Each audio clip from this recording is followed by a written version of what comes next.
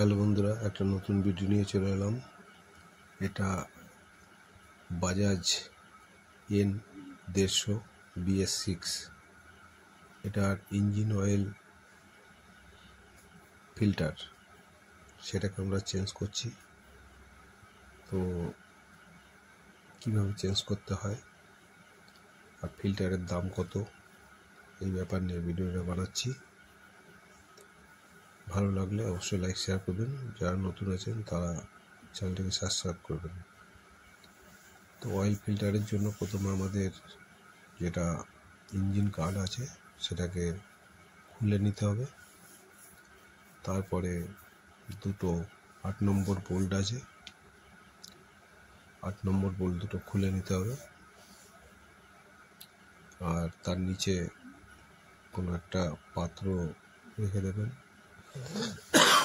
যেটা অয়েল বেরিয়ে গেলে তার উপর পড়বে।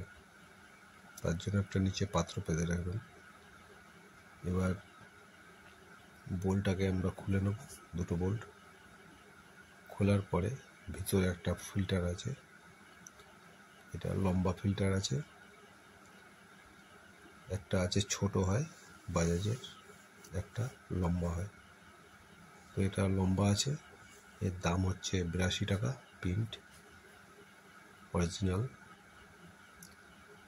তো আমরা পুরাতনটাকে চেঞ্জ করে ভিতর থেকে যে অয়েলগুলো আছে পুরাতন, সেগুলো বার করে দিয়ে নতুন